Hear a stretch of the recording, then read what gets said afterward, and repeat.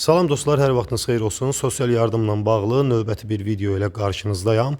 Bugünkü mövzumuz isə sosial yardımla bağlı olan problemlərə görə DSMF-yə rəsmi şikayət məktubu yazmaqdır.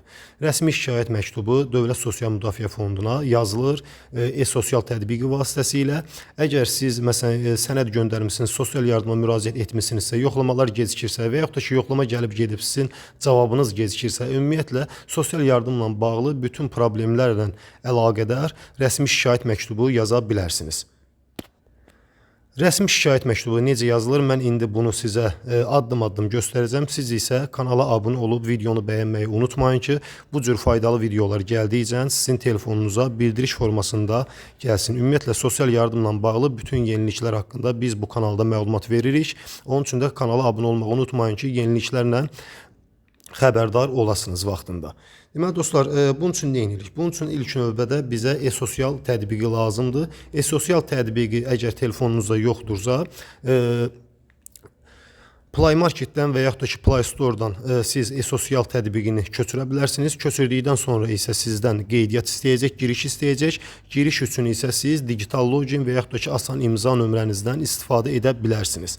Deməli dostlar, e-sosial tətbiqinə daxil oluruq. E-sosial tətbiqinə daxil olanda belə bir pəncərə açılacaq. Burada elə ilk açılan pəncərədə e-müraciət deyilən bir bölmə var. E-müraciət bölməsinə daxil oluruq və burada bizdən müraciətin növünü istəyir. Müraciətin növünü şikayət seçirik. Mövzunu gəlirik aşağı biraz sürüşdürürük. Ünvanlı dövlət sosial yardım sahəsində göstərilən xidmətləri seçirik. Müraciət etdiyiniz qurumun adının ən birincini seçirik. Dövlət Sosial Müdafiə Fondu publik hüquqi şəxsi. Və burada qeyd bölməsində ümumi olaraq sizin probleminiz, şikayətiniz nədən ibarətdirsə, həmin şikayəti, problemi burada konkret olaraq yazırsınız.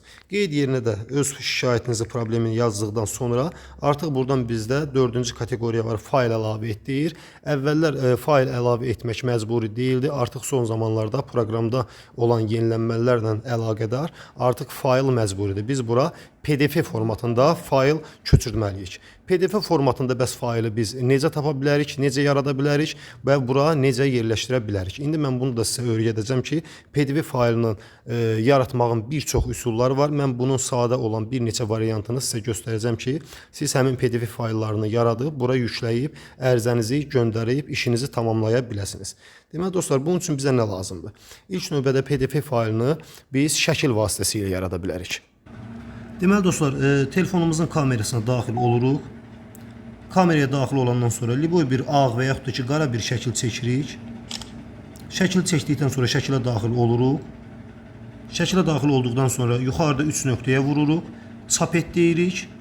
Və çap etdikdən sonra isə burada görürsünüz sarı rəngdə PDF, yəni PDF formatında həmin bu şəkli artıq telefonunuza yükləyə bilərsiniz. Məsələn, PDF-in üzərinə vururuq və burada bizdə həmin faylı telefonumuzda hara yerləşdirməli olduğumuzu soruşur və saxla düyməsini sıxaraq artıq biz bunu PDF formatında saxlamış oluruq. Dostlar, digər bir yolu isə, əgər bunu edə bilməyəcəksinizsə, digər bir yolu isə telefonunuzda, hər kəsin telefonunda yəqin ki, notes, yəni qeydlər yeri var. Hansı ki, biz orada hər hansı bir qeydləri aparırıq, yaddaş kimi saxlayırıq. Qeydlər yerinə daxil oluruq və burada yeni qeyd yaradırıq. Məsələn, yazırıq sosial yardım. Belə bir məsələn yazı yazdıq və burada 3 nöqtəyə vururuq və burada fayl kimi saxla. Aşağıda görürsünüz gəlir, fayl kimi saxlanın üzərinə vururuq və bizdən soruşur ki, hansı növ fayl kimi saxlaya bilərik. Biz buradan PDF faylını seçirik və burada tamam deyirik və tamam dedikdən sonra isə fayla ad istəyir. Biz də yazırıq burada sosial yardım yazaraq saxlayırıq. Yəni bu yolla da siz PDF faylı telefonunuzda yarada bilərsiniz. Əgər bunların heç birini yenə bilmirsinizsə, Play Marketdə şəkili PDF formatına çevirən proqramlar var. Hansı ki, mən burada birini köçürtmüşəm. İndi siz də görürsünüz bunu. İşarəsi belədir, üzərinə qırmızı rəngdədir. PDF yazılır. Image to PDF. Bu proqrama da daxil olaraq yenə. Bu proqrama daxil olduqdan sonra artıq biz burada hər hansı bir şəkili ən yuxarıda görürsünüz, sol tərəfdə ən yuxarıda image to PDF deyilən bir yer var. Onun üzərinə vururuq və burada indi reklamları biz çıxaq reklamlardan. Aha, burada biz yenə həmin şəkili götürdük deyək və import elədik aşağıdan və bu şəkili burada Done düyməsinə vuraraq artıq biz PDF convert to PDF artıq biz bu şəkili PDF formatına çevirə bilərik. Convert deyirik və salam. Artıq bu PDF formatına çevrildi.